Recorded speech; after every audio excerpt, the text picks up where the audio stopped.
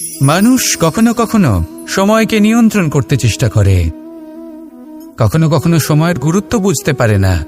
এটা ভাবে যে এই কিছু মুহূর্ত কেটে যাক, একে অতিবাহিত করি, তাহলে কি বা হবে, কয়েকটা মুহূর্ত মাত্র।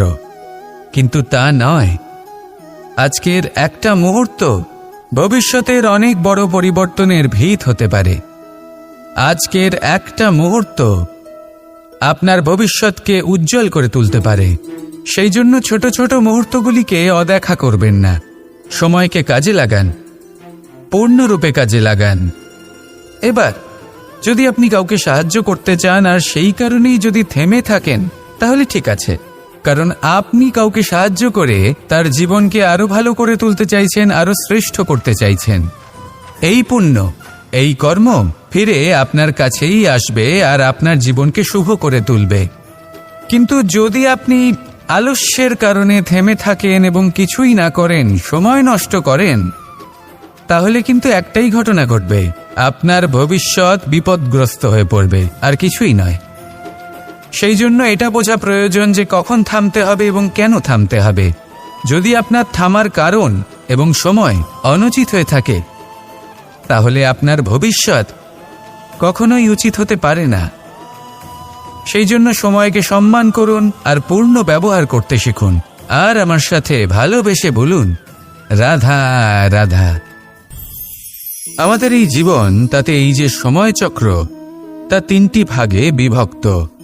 এক হলো অতীতকাল, ফেলে আসা অতীত, তারপরে আসে বর্তমান, এখনকার এই মুহূর্ত, আর তারপর আসে আগামীকাল অর্থাৎ ভবিষ্যৎ।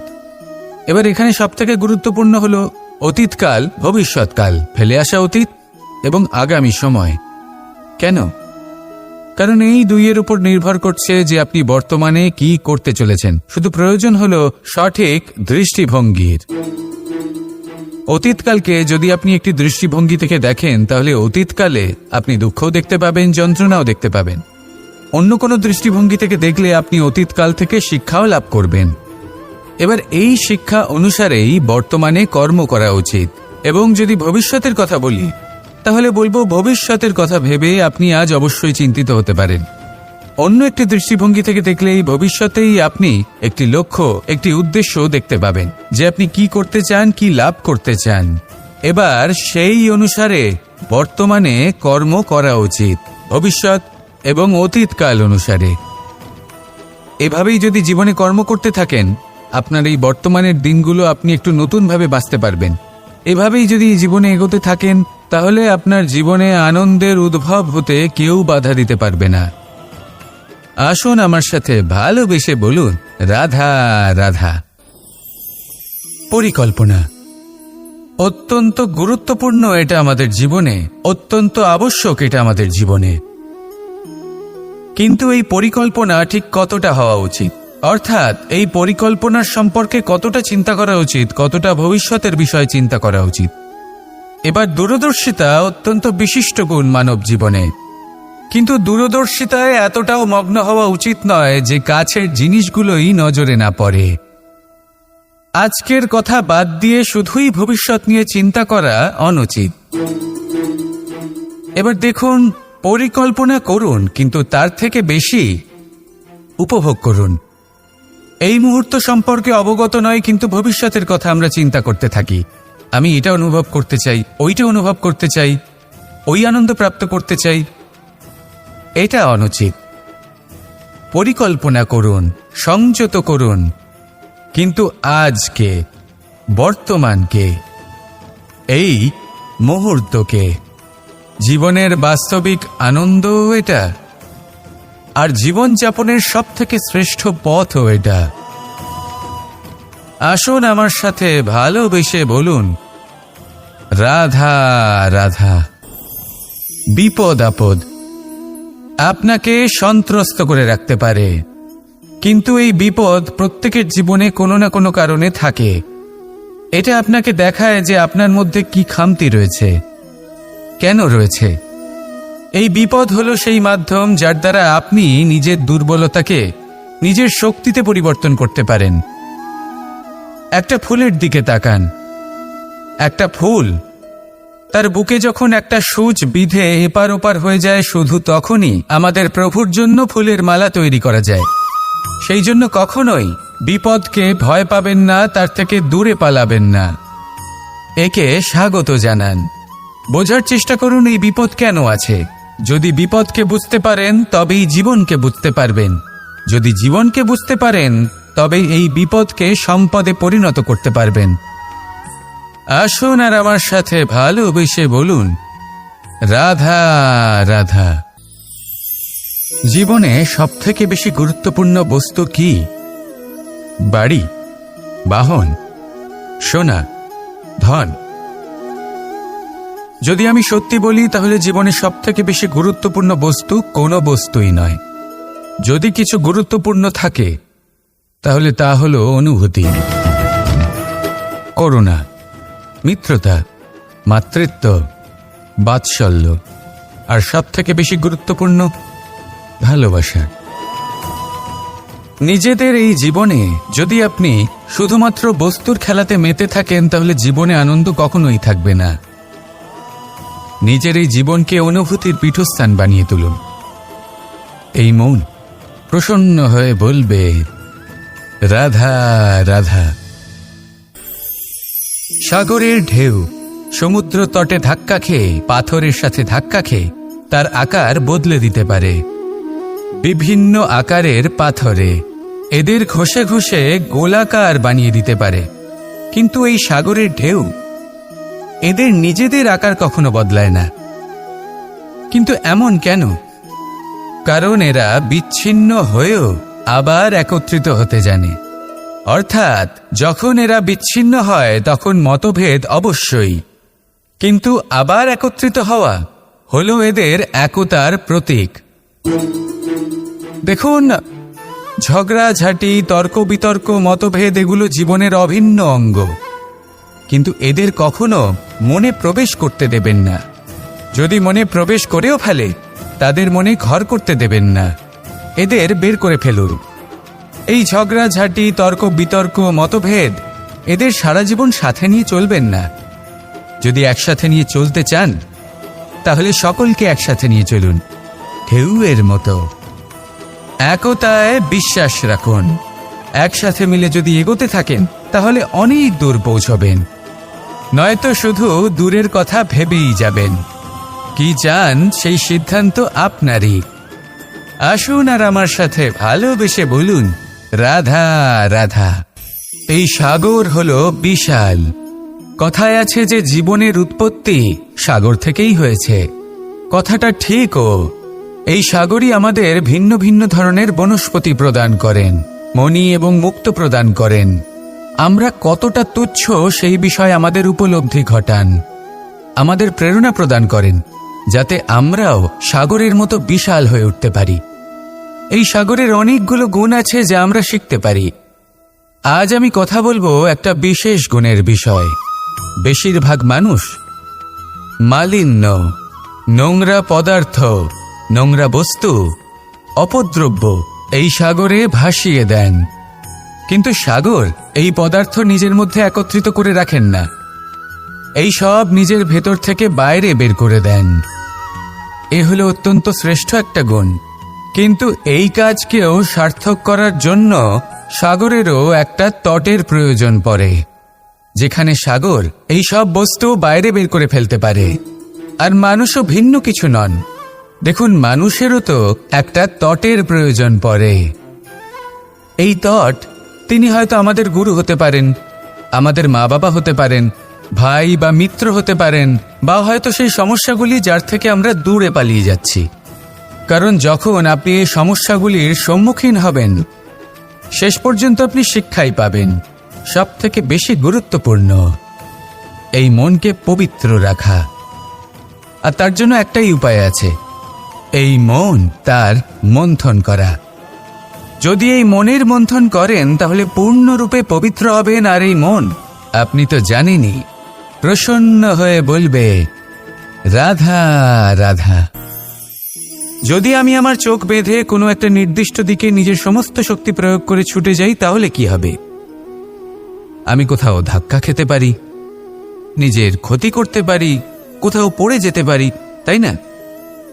অর্থাৎ এটা নিশ্চিত এই কাজ আমার করা উচিত নয়। কিন্তু আজকের দিনে প্রত্যেকটা মানুষ এই কাজই করছেন, তাই না? কোনো কাজ করার পূর্বে সেই কাজের বিষয়ে সম্পূর্ণ তথ্য কোথায় সংগ্রহ করছেন? শুধু এটুকু জানেন যে এই কাজটা করলে কত ধন অর্জন করবেন আর কত নাম হবে, আর ব্যাস সামনে এগিয়ে যান। এটা উচিত নয়।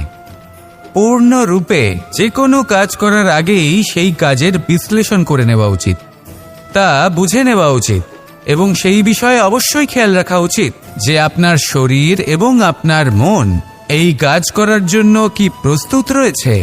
যদি তা না হয় তাহলে প্রথমে নিজেকে শুধরে নিন, তারপরে সেই কাজ করুন। যদি এইভাবে জীবনে সামনে এগোন তাহলে সাফল্যের সম্ভাবনা জীবনে অনেক বেশি বেড়ে যাবে। তাহলে এটাই করুন আর আমার সাথে ভালোবেসে বলুন, রাধা রাধা। আমরা জীবনে চলতে চাই, সামনে এগোতে চাই, কিন্তু কখনো কখনো এমন হয় যে আমরা আমাদের লক্ষ্য দেখতেই পাই না। আমরা চিন্তিত হয়ে পড়ি, ব্যতীত হয়ে পড়ি, আমরা কিছু বুঝতেই পারি না, এই মন অশান্ত হয়ে যায়। কিন্তু যদি আপনি থেমে যান তাহলে নিজের পথ এবং নিজের লক্ষ্য থেকে সরে যাবেন। সেই জন্য চলতে থাকুন, থামবেন না। যতদূর পারবেন চলতে থাকুন, যতদূর দৃষ্টি যাচ্ছে চলতে থাকুন। তারপরেই দেখবেন পরবর্তী পথ আপনা থেকেই আপনার সামনে আসবে। কারণ আপনার দৃষ্টির সীমা থাকতেই পারে, দৃষ্টিভঙ্গির সীমা নেই। আপনার পথের সীমারেখা থাকতেই পারে, কিন্তু সেই পথে চলার সাহসের সীমা নেই। সেই জন্য নিজেকে অসীমিত করে তুলুন। এই সীমারেখা আপনা থেকেই দূর হয়ে যাবে, লক্ষ্য নিজে থেকেই দেখতে পাবেন, আর এই মন সুপ্রসন্ন হয়ে বলবে, রাধা রাধা। সম্পর্ক হলো আমাদের জীবনের একটি আধার। কিছু সম্পর্ক এমন যা আমরা জন্মসূত্রে লাভ করি, যেমন পরিবার, মা, বাবা। কিছু সম্পর্ক আছে যা আমরা জীবনে অর্জন করে থাকি, তা সে প্রেমের হোক, স্নেহের হোক বা বন্ধুত্বের। এই সকল সম্পর্ক লাভ করার বা গড়ে তোলার 5টি ধাপ রয়েছে। প্রথম ধাপ, কোনো ব্যক্তির সাথে আলাপ হওয়া, তার সাথে কথা বলা বা তাকে দেখা। দ্বিতীয় ধাপ, সে ব্যক্তিকে আমাদের ভালো লাগা। তৃতীয় ধাপ, আমাদের এটা চাইতে শুরু করা যে জীবনে এই ব্যক্তি যেন আমাদের বন্ধু হন, আমাদের জীবনে থাকেন, বা আমাদের কাউকে ভালোবেসে ফেলা আর এটা আমাদের ভাবা বা চাওয়া যে সেই ব্যক্তি যেন আজীবন আমার সাথে থাকেন, আমার জীবনে আমার সাথী হয়ে। চতুর্থ ধাপ, লাভ করা। এবার এই ধাপটি অনেক মানুষের পক্ষেই খুবই সরল হয়, বড়ই সরলভাবে নিজেদের সঙ্গীকে লাভ করে থাকেন। কিছু মানুষের জন্য এই ধাপ অত্যন্ত কঠিন হয়ে থাকে। অনেক প্রতিকূল পরিস্থিতির ওপর জয়লাভ করে তারা সঙ্গীকে লাভ করেন, কিন্তু লাভ অবশ্যই করেন। এরপরে আসে পঞ্চম, অন্তিম এবং সবথেকে গুরুত্বপূর্ণ ধাপ। সেটা হলো সেই সম্পর্ক পালন করা। এটা হলো এমন এক বিষয় যা প্রত্যেক মানুষের শেখা উচিত। যদি ব্যক্তি নিজের জীবনে সম্পর্ক রক্ষা করতে শিখে যান, তবে প্রত্যেক সম্পর্ক তার জীবনকে স্বর্গ করে তুলবে। আসুন আর আমার সাথে ভালোবেসে বলুন, রাধা রাধা। রাধা কখনো কখনো আমার জন্য বড়ই সুগন্ধি আতর নিয়ে আসে, পারিজাত ফুলের মালা নিয়ে আসে আমার প্রসাধন করবে বলে, এবং আমার সব থেকে বেশি প্রিয় মাখন নিজে হাতে বানিয়ে আনে আমাকে নিজে হাতে খাইয়ে দেবে বলে, সবকিছু আমাকে প্রসন্ন করবে বলে। কিন্তু আপনি কখনো ভেবেছেন যে এই আতর কিভাবে বানানো হয়? সহস্র ফুলের পাপড়ি একসাথে পিষে নিতে হয়, তারপরে তার থেকে যে রস নিঃসৃত হয় সেই রস দ্বারাই আতর তৈরি হয়। অনেক সংখ্যক ফুলকে অসীম যন্ত্রণা ভোগ করতে হয়, তবে তারা আমার প্রসাধন সামগ্রী হয়ে উঠতে পারে। দুধ থেকে মাখন তৈরি করার জন্য কতটা পরিমাণ মন্থন সহ্য করতে হয় সেটা আপনি জানেন। ঠিক সেই রকমই হলো আমাদের জীবনও। বিপদও আসে, কঠিন পরিস্থিতিও আসে। এর সম্মুখীন হতে শিখুন। মনে রাখবেন, আপনি হলেন সেই দুধ যাকে মন্থন সহ্য করতে হবে মাখন হয়ে ওঠার জন্য। মনে রাখবেন, আপনি হলেন সেই ফুলের মতন যাদের পিষ্ট হতে হবে সুগন্ধি আতর হয়ে ওঠার জন্য, যাকে এই সংসার পছন্দ করে। কখনো কখনো জীবনে আপনার সাথে খারাপ শুধুমাত্র এই কারণে ঘটে যাতে আপনার শ্রেষ্ঠ রূপ এই সংসারের সামনে আসতে পারে। শুধুমাত্র কঠিন পরিস্থিতি এবং বিপদকে একটা সুযোগ হিসেবে দেখার চেষ্টা করুন। আপনার জন্য এই সংসার বদলে যাবে, সংসারকে দেখার দৃষ্টিভঙ্গি পাল্টে যাবে, আপনার ভাগ্য পাল্টে যাবে, আর এই মন প্রসন্ন হয়ে বলবে, রাধা রাধা। কি অমূল্য, কি সুন্দর এই রত্ন। এবার ভেবে দেখুন, যদি আমি এই রত্নকে ব্যবহার করি আখরোট ভাঙার জন্য, তাহলে কি হবে? বা ভেবে দেখুন, এই রত্ন নিয়ে আমি যদি বন্ধুদের সাথে খেলা করতে শুরু করে দিই, তাহলে কি হবে? আপনি তো হাসবেন আমার ওপর। আপনি বলবেন, এত অমূল্য একটা রত্ন, এর দ্বারা কত দুঃখ দূর করা সম্ভব। এই মূল্যবান রত্নের আমি অপব্যবহার করছি। একদম ঠিক বলেছেন, আমি মেনে নিচ্ছি। মূল্যবান বস্তুর অপব্যবহার করা অনুচিত, কিন্তু আপনিও তো তাই করছেন, তাই না? ভেবে দেখুন, মানুষ এই সংসারের সর্বশ্রেষ্ঠ প্রাণী, আর মানুষের এই শরীর সব থেকে মূল্যবান রত্ন। এবার এর সাথে আপনি কি করছেন?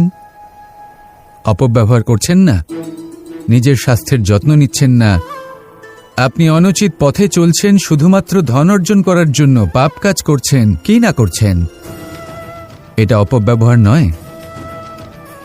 ভেবে দেখুন, আমরা এই মানব শরীরের সাথে কি করতে পারি। যদি এর আমরা সদ্ব্যবহার করি, তাহলে অনন্ত পুণ্য অর্জন করতে পারি, যার দ্বারা শুধুই নিজেকে নয়, বরং আমাদের আশেপাশের সকলকে সন্তোষ প্রদান করতে পারি। তাই সংকল্প নিন, এটাই যে মানব শরীরের আমি সদ্ব্যবহার করব, পুণ্যের পথে চলব, সকলের মঙ্গলের জন্য, সকলের প্রসন্নতার জন্য। এই কর্ম করুন, এই পথে চলতে থাকুন। এই মন সন্তোষ বোধের সাথে বলবে, রাধা রাধা। এই সংসারের সব থেকে বড় শক্তি আসলে কি? দৈহিক শক্তি, ভৌতিক শক্তি, রাজনৈতিক শক্তি, স্বর্ণের শক্তি, বিদ্যার শক্তি নাকি মায়ার শক্তি, ভক্তির শক্তি নাকি নিরাশক্তির শক্তি? এই সংসারের সব থেকে বড় শক্তি হল হাসি মুখের। যদি আপনি এবং আমি এমন কোনো সময় হাসতে পারি যেখানে মুখে হাসি আসা প্রায় অসম্ভব, তাহলে বিশ্বাস করুন, এই সংসারে কেউ আপনাকে ভাঙতে পারবে না। এটা কিছুটা সেই রেশমের কীটের মতো, যে চারিদিক থেকে নিজেকে ঢেকে রাখে একটা খোলসের মধ্যে থাকে, কিন্তু জীবিত থাকে। এই হাসি মুখ, এটা শুধুমাত্র একটা আবেগ নয়, এটা সংসারের যে কোনো অভাব দূর করে। অভাব আশার, অভাব বিশ্বাসের। এই হাসি আপনার অন্তরে আশার আলো জাগ্রত করে, আর এই সংসারের হতাশা দূর করে দেয়। তাই কঠিন থেকে কঠিনতর পরিস্থিতিতেও মুখে হাসি বজায় রাখুন। এই শক্তি আপনার থেকে কেউ কাটতে পারবে না। আর যদি আপনার কাছে এই শক্তি থাকে, তাহলে অন্য কোনো শক্তি আপনাকে বাধা দিতে পারবে না। তাহলে হাসুন আর আমার সাথে ভালোবেসে বলুন, রাধা রাধা। ভীষ্ম একটা মহান নাম, দেবী গঙ্গার সুপুত্র।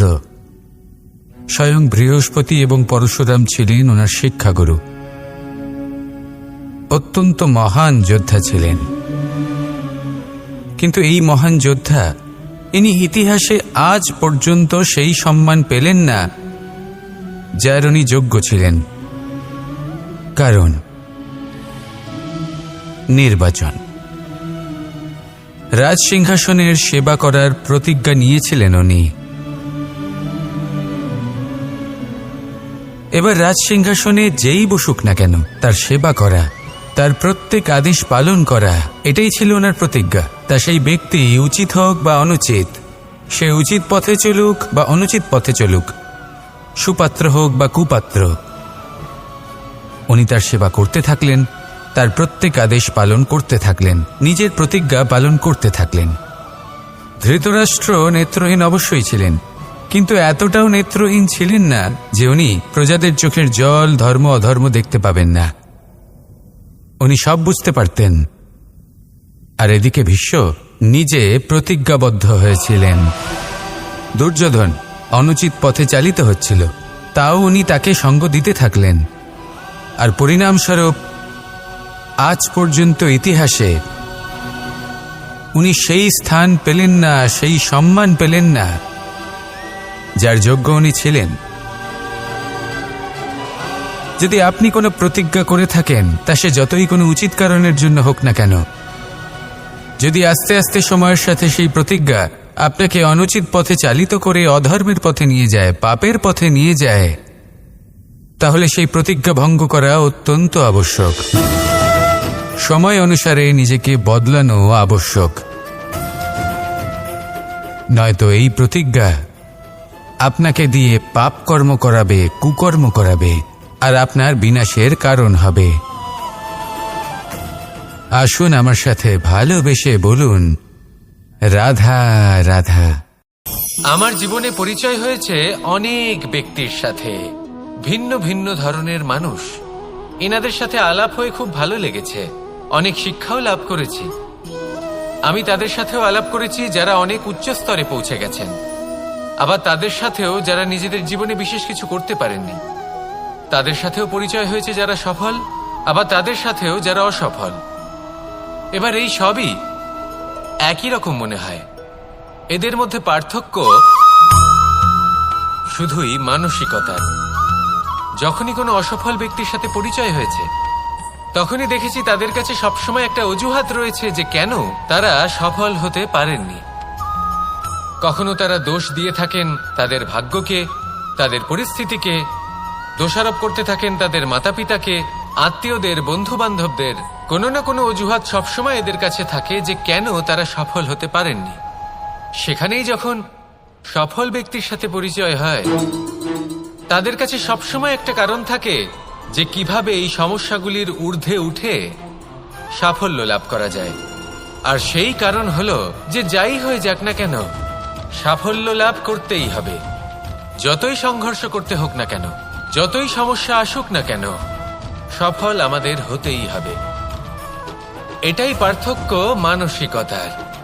সত্যি কথা বলতে, আপনার আজকের এই মানসিকতা হলো আপনার আগামী ভবিষ্যতের ইমারতের ভিত। এই মানসিকতা যতটা প্রবল হবে, যতটা শুভ হবে, আপনার ভবিষ্যৎ ততটাই বিশাল এবং সুন্দর হবে। তাহলে সমস্যার উপর নয়, সাফল্যের উপর মনোযোগ কেন্দ্রীভূত করুন, জীবনে এগোতে থাকুন, আর আমার সাথে ভালোবেসে বলুন, রাধা রাধা।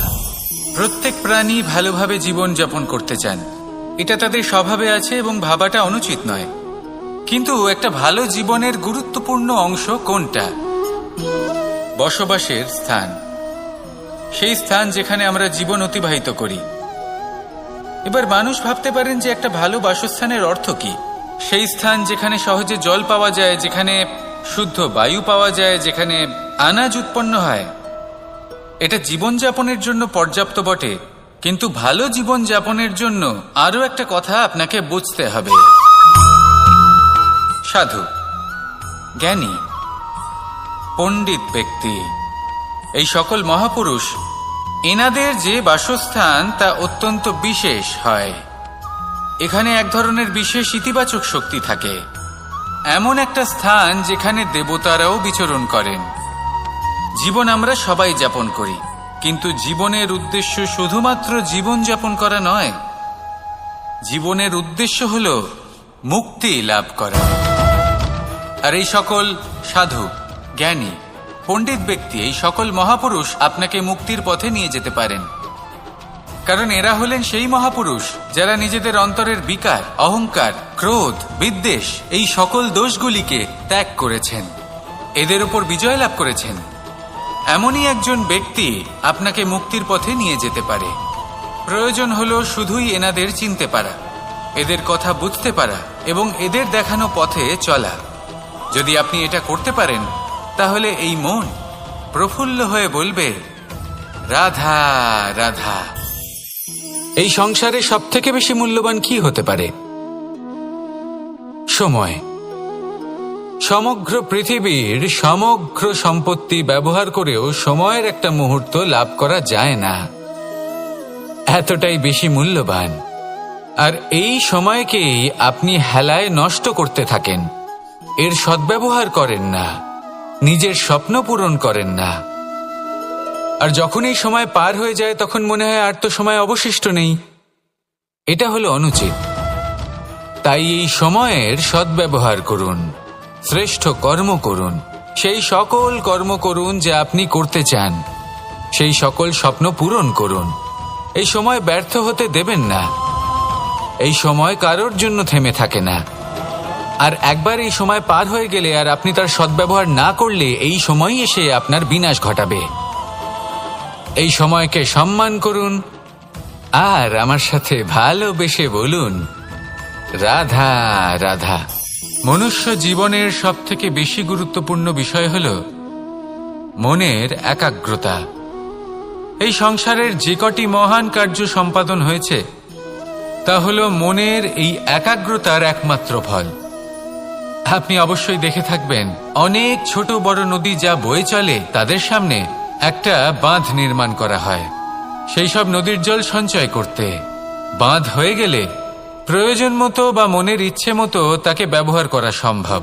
এবার এটাই আমাদের মনের সাথেও সম্ভব। আমাদের মনের একাগ্রতা আজকের দিনে দাঁড়িয়ে বিভিন্ন ধরনের বিকার, ক্রীড়া এবং ভোগের মধ্যে ভাগ হয়ে গেছে। একে একত্রিত করতে হবে, একটা বাঁধ নির্মাণ করতে হবে, কর্মের বাঁধ।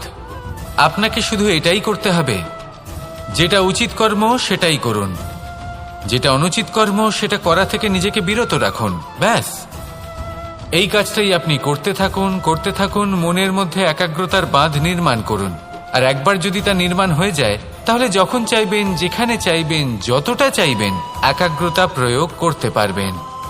আর একবার যদি আপনি এটা শিখে যান তাহলে এই সংসারকে বদলে ফেলার মতো কাজ আপনি করতে পারবেন, সমাজকে শোধরাবার মতো কাজ করতে পারবেন। তাহলে এই মনকে একাগ্র করুন আর আমার সাথে ভালোবেসে বলুন, রাধা রাধা। সূর্য হলেন আমার অত্যন্ত প্রিয়। প্রতিদিন আমাকে নতুন শিক্ষা দিতে থাকেন। একবার সূর্যকে দেখুন, 4 প্রহর পর্যন্ত উনি অন্ধকার সহ্য করেন, তারপর আস্তে আস্তে উদিত হন। প্রথমে লাল, তারপর গেরুয়া, তারপর শ্বেত বর্ণ ধারণ করেন। আস্তে আস্তে আকাশে উদিত হন আর তারপর সমস্ত সংসারে প্রকাশমান হয়ে উঠবেন। এ হলো সূর্যের তপস্যা, তার ধৈর্য, তার প্রতীক্ষা, তার পরিশ্রম, যার ফলে উনি সংসারে সর্বোচ্চ স্থান অধিকার করেছেন। যদি আপনিও এই সংসারে সূর্যের মতোই মহান হয়ে উঠতে চান, সূর্যের মতো এই সংসারে সর্বোচ্চ স্থান অধিকার করতে চান, তাহলে আপনাকে সূর্যের মতোই তপস্যা করতে হবে, প্রতীক্ষা করতে হবে, ধৈর্য ধরতে হবে, পরিশ্রম করতে হবে। তবেই এই সংসারে আপনি সম্মান লাভ করবেন, যশ লাভ করবেন। আসুন আমার সাথে ভালোবেসে বলুন, রাধা রাধা। একটা শব্দ আছে, পরিস্থিতি। অনেক মানুষের মুখে আমরা এই শব্দ শুনি। জীবনে যখন অসফল হই, দুঃখ আসে, সংকট আসে, কোনো বিপদ ঘনিয়ে আসে, তখন সমস্ত দোষ আমরা পরিস্থিতির ওপর চাপিয়ে দিই। আর দেখতে গেলে কোথাও না কোথাও ঠিকই করি। এই পরিস্থিতি প্রত্যেক দিনের মতো পাল্টাতে থাকে, কিন্তু এই দিন, এই রাত, এমন কেউ আছেন যিনি এর ওপরেও নিয়ন্ত্রণ সাধন করেন, আর তিনি হলেন সূর্য। ঠিক সেই রকমই আমাদের জীবনেও সূর্য হলো এই মন। যদি এই মনের উপর আমরা নিয়ন্ত্রণ করতে পারি তাহলে আমরা জীবনকেও নিয়ন্ত্রণ করতে পারব। প্রথমে এই মনের রাজা হয়ে উঠতে হবে। তাই মনে রাখবেন, যদি মন দুর্বল হয়